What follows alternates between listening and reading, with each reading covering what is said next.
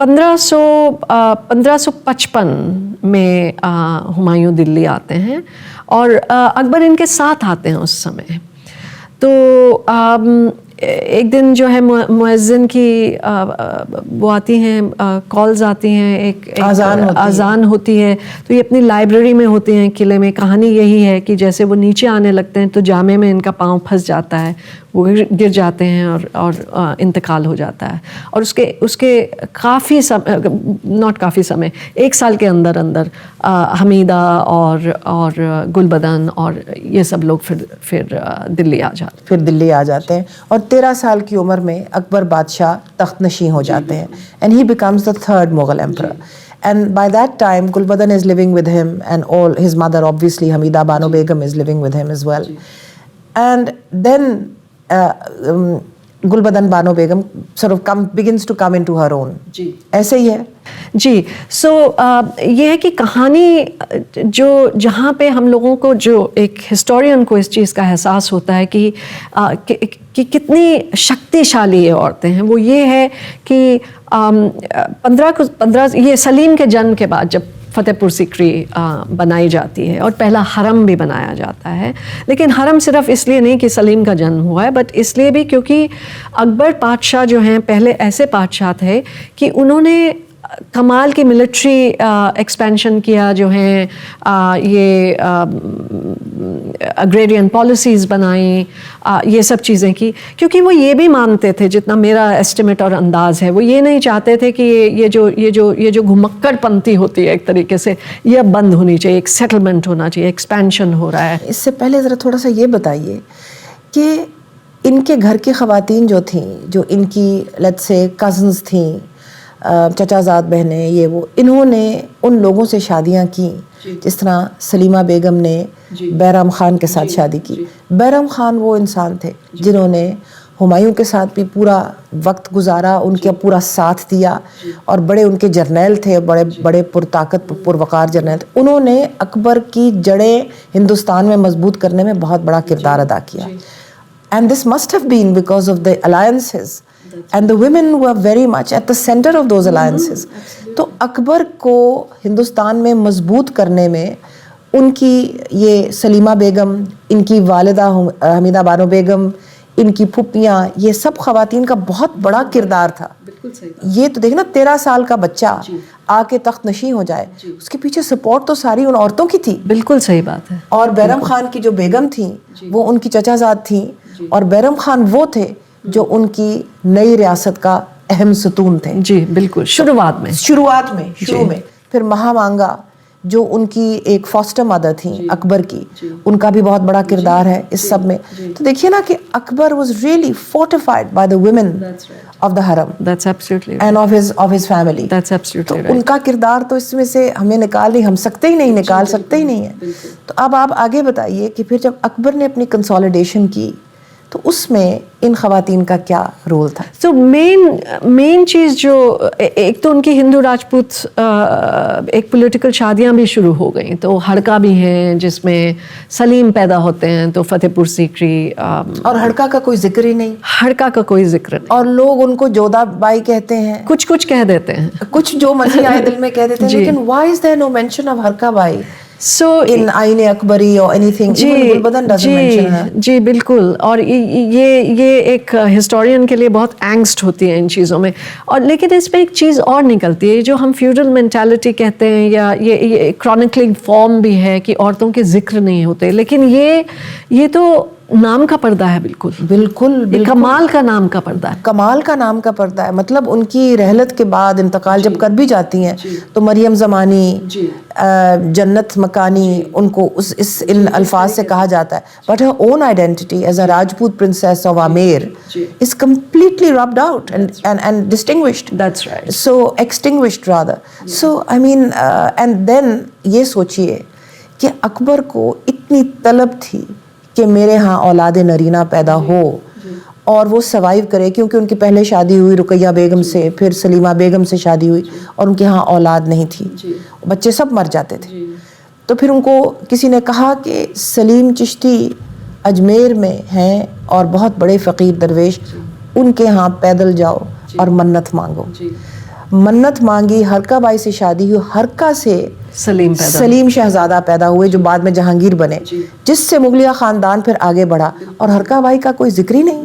یہ تو بڑی عجیب بات. اور یہ چیز ہم کو سوچنی چاہیے. اس کا ایک بہت انٹرسٹنگ انداز یہ بھی ہے کہ ایک شفٹ ہو رہی ہے اسٹیپ ٹریڈیشن سے, اور ایک سیٹلمنٹ ہو رہا ہے جس میں کہ آپ کے جو بادشاہ ہیں ان کی ڈومیننس بڑی کمال کی شروع ہو رہی ہے.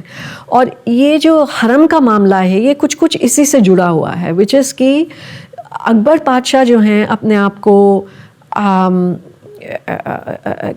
کس طرح اس چیز کو کنسیپچولی کہا جائے, یہ ہے کہ یہ ایک بالکل الگ سٹیج آ گئی ہے مغل ہسٹری میں. He is consolidated it and he is the grand, the great, the Mughal. یعنی کہ the Mughal has arrived finally. پورا grandeur ہے, پالیسیز ہیں, انسٹیٹیوشنلائزیشن ہے. تو ایسے بادشاہ کی عورتیں جو ہیں عام لوگ ان کو دیکھ نہیں سکتے, ان کا نام بھی نہیں جان سکتے. جی نہیں.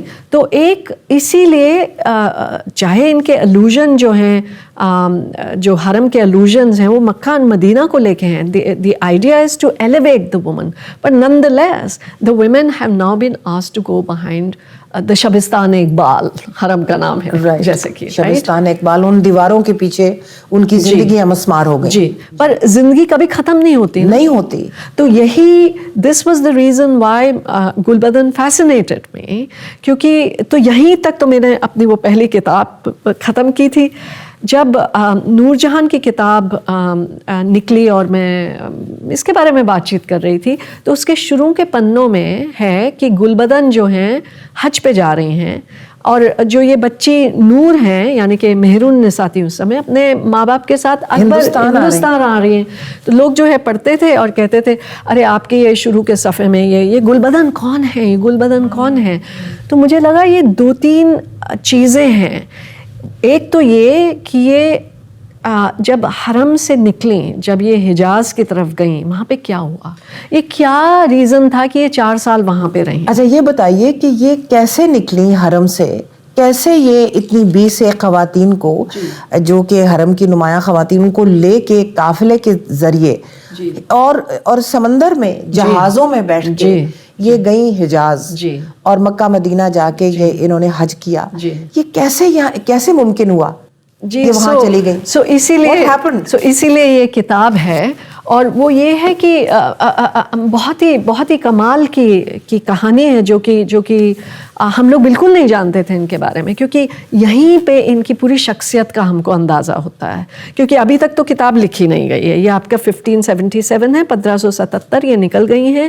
اکبر بادشاہ سے بات ہوئی ہے کہ میں نے کئی سال پہلے اللہ سے جو ہے اپنا میرا یہ عہد تھا کہ میں جو ہے جاؤں گی, تو اکبر جو ہے اور حج کروں گی. اکبر جو ہے بالکل مان جاتے ہیں اس بات کو. کیوں نہیں مانیں گے, کیونکہ وہ تو جا نہیں سکتے, ان کو ان کی پوری ان کو رہنا ہے ہندوستان میں, اور زیادہ تر جو ہے بادشاہ جاتے نہیں تھے, ان کے خاندان کے لوگ جاتے تھے. یعنی کہ جو بھی آپ کی برکتیں ہیں وہ خاندانی لوگ لے کے آپ کی برکتیں آئیں گے. اینڈ آف کورس لٹرل ویز کہ زمزم کا پانی بھی آئے گا, اور یہ کھجوریں بھی آئیں گی, اور آپ کو ثواب حاصل ہوگا. جی.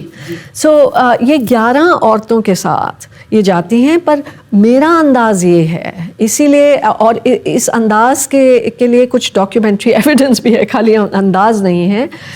یہ جو ہیں مجوران ہیں ایک طریقے کی, مجاور جسے کہتے ہیں. جی بالکل, عبادت کرنے جا رہے ہیں. جی, لیکن یہ ان کی یہ ہمیشہ یہ ان کی زندگی ہے. یہ ہمیشہ سے شاہی ہیں, شہزادی ہیں, لیکن ان کا پورا ادب جو ہے, یہی میں بات کر رہی تھی, ان کے بابر کی طرح ادب ہے. یہ ان کی نظریں جو باہر ہیں یہ اندر نہیں ہے ایک طریقے سے. سو یہ بھی ایک ریلیشن شپ ہے اندرون اور بہرون کی. سو مجھے لگتا ہے, اور لگتا کیا ہے, اسی لیے میں نے لکھا ہے کہ یہ اس لیے جو ہے حج کرنے جاتی ہیں. سو 11 عورتیں جاتی ہیں سورت میں. اس سمے پورچوگیز جو ہیں بہت ان کی اہمیت ہے, انڈین اوشن میں ہے. تو گلبدن بانو بیگم آپ کہہ رہی ہیں کہ ایک طریقے سے حرم میں نہیں رہنا چاہتی ہیں, اور وہاں سے نکل کے آزاد ہو کے چلنا پھرنا چاہتی ہیں. Exactly because this is Hare lineage, this is Hare Ancestry, کہ یہ لوگ نومیڈس تھے, یہ خانہ بدوش تھے, یہ کبھی کہیں کبھی کہیں کبھی کہیں, تو ان کو عادت بھی تھی. تو پنجابی میں نا پھرن ٹرن دا شوق, پھرن ٹرن دا شوق سی, تے انہاں نے اپنے پتریے نو کیا بھئی بہت ہو گئی ہے تے ہن مینوں پھرن ٹرن جان دیو, تے حج تو بہتر کی ہو سکتا ہے. بالکل. تو ایک ان کی ایک حج بھی ایک ریچول ہی نہیں ہے, خالی یہ ایک لفظ ہی نہیں ہے, اس لفظ کے پیچھے بہت کچھ ہے. جو یہ 16ویں شتابدی کی ہم بات کر رہے ہیں, انہی لفظوں کو لے کے گلبدن جو ہیں اپنے بارے میں سوچ رہی ہیں کہ کیسے اب کیا ہوگا, کہ اب مجھے رہنا تو حرم میں ہے پر یہ کس طریقے کی زندگی.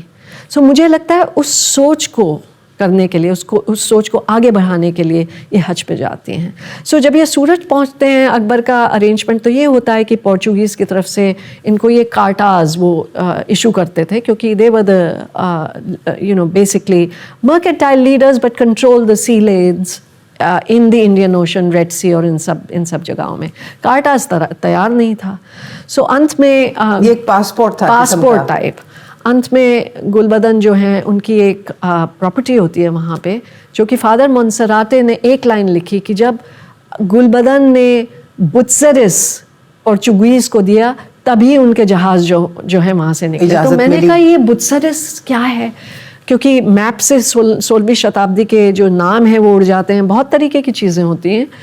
تو ٹرنڈ آؤٹ 60 مائل ساؤتھ میں, سورت کے 60 مائل ساؤتھ میں ایک جگہ ہے بلسار, جو کہ آم کے لیے, چیکو کے لیے بہت ہی کمال کی پراپرٹی تھی. یہ گلبدن کی جو تھی پراپرٹی تھی. کب ان کو بالو بیگم کا اپنا باغ تھا. جی کب ان کو ملی, کیا ہوا, آئی مین یہ تو عام چیز تھی کہ عورتوں کی اپنی پراپرٹی ہوتی تھی, جاگیر ہوتی تھی, ان کی جاگیر تھی. ان خواتین کی جاگیریں تھیں, ان خواتین کے پاس جہاز تھے, یہ بہت بڑی ٹریڈرز تھیں, اور اپنے حق میں اپنے آپ میں بہت مالدار بھی ہو جایا کرتی تھیں. جی, اور یہ ان کا مالدار ہونا بہت ہی, یہ پورا قصہ اسی سے جڑا ہوا ہے. سو جہاز سلیمی اور جہاز الہی دو نکلے عریبین اوشن کی طرف, جدہ پہنچے. راستے میں ایک میں نے ڈاکیومنٹ میں یہ بھی پتہ چلا کہ گلبدن کے جہاز سے, وہ جہاز سلیمی میں گئی تھی, آئی ایم سوری جہاز الہی میں تھی وہ, اسی سے ایک بچہ جو ہے نیچے سمندر میں گر جاتا ہے. پھر اس کا پورا ریسکیو آپریشن ہوتا ہے, اس کو واپس لایا جاتا ہے. اس طریقے کی چیزیں یہ سب ہوئیں. پھر وہ پہنچی. کہانی یہ ہے, جو چیز مجھے بہت پریشان کر رہی تھی, لیکن اچھی پریشانی تھی, بہت ہی بڑھیا ذہنی پریشانی تھی, وہ یہ تھی کہ یہ 4 سال کر کیا رہی تھی وہاں پہ. کیا کیا انہوں نے حجاز؟ تو ہوا یہ کہ مجھے 4 نشان ملے سلطان مراد کے. 5 نشان ہیں اصل میں, استنبول میں ہے نیشنل آرکائیوز میں, جو کہ سلطان مراد کی کہانی یہ ہے کہ جو آٹومنس تھے 1517 سے انہوں نے حجاز کے کچھ ایریاز کیپچر کیے تھے, ایجپٹ اور یہ سب. یہ عثمانیہ سلطنت کے جو شاہ تھے سلیمان کے والد سلیم دا گرم, انہوں نے, سلیم یاووز ان کو ترکی میں کہتے ہیں, انہوں نے یہ سارا حجاز کا ایریا اور مڈل ایسٹ انہوں نے فتح کیا اور عثمانیہ سلطنت کے اندر جذب کر لیا. تو اس کے بعد ان کے بیٹے سلیمان آئے, پھر ان کے بعد ان کے بیٹے پھر سلیم آئے, اور یہ مراد جو تھے یہ شاید سلیم کے بیٹے تھے. تو سلیمان کے یہ پوتے تھے, اور یہ اکبر کے کنٹمپرری ہیں. جی بالکل. اور اس میں سب سے امپورٹنٹ چیز یہ ہے کہ جب ان لوگوں نے یہ کیپچر کیا عثمانیہ ڈائنیسٹی نے, پروفٹ محمد کے ڈائریکٹ ڈسینڈنٹ تو ہے نہیں, تو کس طریقے سے یہ جو کہ لیگل آپ کا بیسس کیا ہے کہ آپ یہاں پہ حکومت کر سکتے ہیں, وہ یہ تھا کہ انہوں نے اپنے آپ کو اس طریقے سے پروجیکٹ کرنا شروع کیا, جیسے کہ ڈاکیومنٹس میں لکھا ہے دی پروٹیکٹرز اینڈ سرویٹرز آف آل, یعنی کہ آپ حجی ہیں یا وہاں کے رہنے والے ہیں یا بیڈوین ہیں, جو بھی ہیں, یہ جو ہیں آپ کا خیال کریں گے, یہ جو ہے مین مدعا ہے. تو جب اور یہیں پہ یہ جو ہے ٹینشن شروع ہو جاتی اور ہے. انہوں نے اپنی اہمیت اسی سے بنائی, اسی سے بنائی. legitimacy اسی سے بنانے جی کی بالکل. کوشش کی. یہ اسلام میں مانا گیا ہے کہ اگر آپ کسی کا دھیان دیں, کسی کا, حفاظت اسی لیے کریں. تو آپ کی زکوٰۃ ہے, آپ کی صدقات ہے, اور یہ سب چیزیں میں اس لیے مینشن کر رہی ہوں کہ سو گلبدن ان کی گیسٹ ہیں, یہ جانتے ہیں کہ ان کا پورا مغلوں کا کاروان آیا ہے, اور اکبر دا گریٹ کی جو ہیں خالہ پھوپھی ہیں جو اس میں ہیں. تو یہ جانتے ہیں یہ سب چیزیں ہو رہی ہیں. یہ استانبول میں بیٹھے ہیں, ان کو پورا پتہ ہے. 1578 میں ان کا پہلا نشان جو ہے مکہ اور مدینہ جاتا ہے, 2 جگہ. اس میں یہ لکھتے ہیں کہ یہ جو نشان بھی فرمان ہی ہوتا جی ہے. فرمان ہوتا ہے. تو اس میں یہ لکھا جاتا ہے کہ یہ جو یہ مغل خاندان کی جو عورتیں ہیں, بادشاہ اکبر کی جو یہ بیسکلی عورتیں ہیں اور خاندان ہے جو یہاں پہ آیا, یہ ایک طریقے سے مجوران ہو گئے ہیں.